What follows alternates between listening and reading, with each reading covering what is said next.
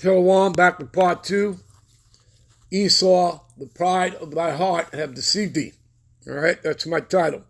So, I just finished reading you this. Escalatius 11 and 5, also known as Sirach. Many kings have sat down upon the ground, and one that was never thought of have won the crown. Okay? Now, it's the Lord,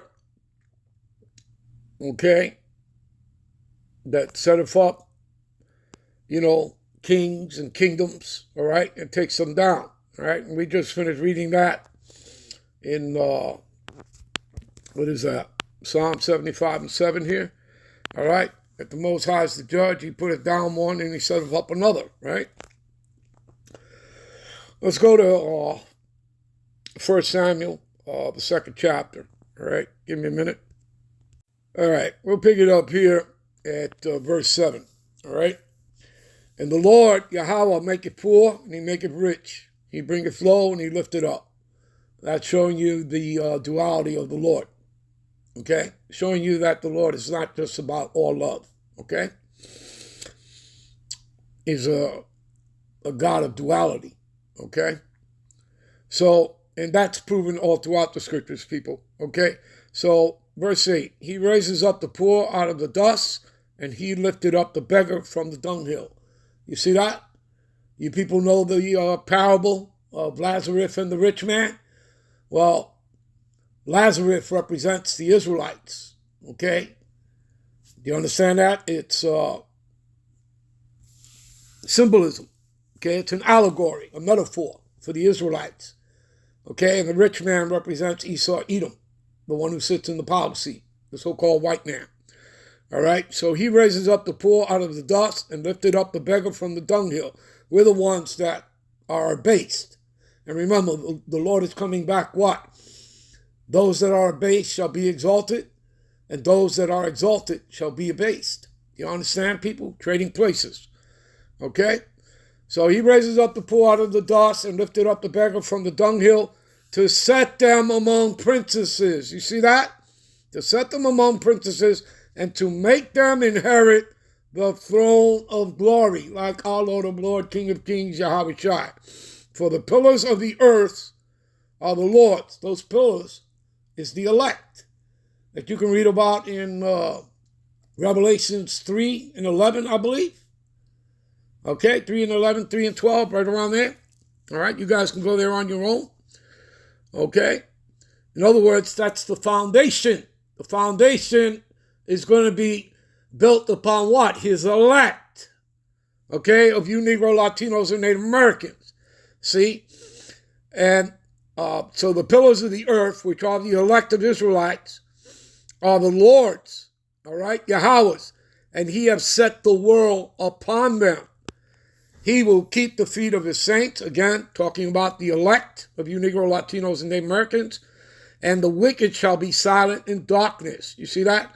For by strength shall no man prevail, right? The gates of hell, as in Bill Gates, shall not prevail. You understand that? Okay? Verse 10, the adversaries of the Lord Yahweh shall be broken in pieces. Go read Daniel 2:44. Okay? The adversaries of the Lord shall be broken to pieces. Out of heaven shall he thunder upon them. What's the Lord going to thunder upon them? Okay? In the scriptures, it'll tell you fire and brimstone, right? But what is it talking about? Yeah, the arrows, the thermonuclear fire, the ICBMs, people. Okay? Again, when you read the scriptures, you'll have to have a spiritual eye. All right? Spiritual discernment. Okay? The Lord has to be supping with you. If not, you're not going to be able to come into the understanding of these scriptures. Okay? You're going to run into Yahweh Shai, who's that stumbling block, because you're not meant to come into it. Okay? So, the adversaries of the Lord Yahweh shall be broken to pieces. Out of heaven shall he thunder upon them. That thermonuclear fire, the ICBMs, plus the concentrated laser fire of the chariot.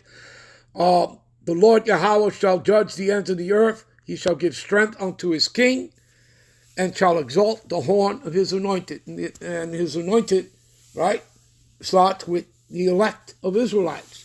Okay, you're going to have, the order is the Most High, Yahweh Shai, all right, his kingdom. You're going to have King David to first rule, all right? And then you're going to have, the 12 apostles. And then you're going to have the 144,000, all men, 12,000 from each of the 12 tribes. And that is the order of the system. The 144,000 will be the governing bodies to the kingdom. Okay? You understand that? Among you Negro, Latinos, and Native American. Okay? Give me a minute. See here? Daniel 2:21. All right? He changeth the times and the seasons. Esau can't do that. All right? The so-called white man. He removeth kings and setteth up kings. You see that? So this goes along with what we read in Psalms 75 and 7. All right? He setteth up one and he putteth down one. Do you understand, people? Okay? Two kingdoms cannot sit on one throne. All right? You understand that? And it's always been about Jacob and Esau. That's the meat and potatoes of the scriptures. All right? That story of Jacob and Esau. Okay? It's prophecy, people. All right?